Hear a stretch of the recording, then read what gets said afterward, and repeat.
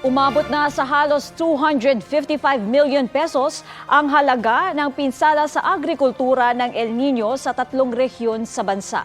Ayon sa ulat ng National Disaster Risk Reduction and Management Council, dumoble pa yan kumpara sa naitalang 112 million pesos noong Huwebes. Mahigit 5,000 hektarya ng taniman ang napinsala.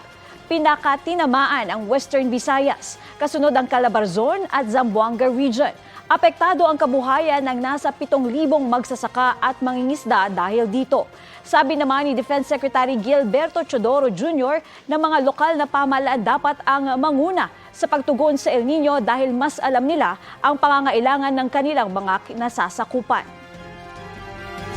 Kapuso, para sa mga maiinit na balita, mag-subscribe sa GMA Integrated News sa YouTube.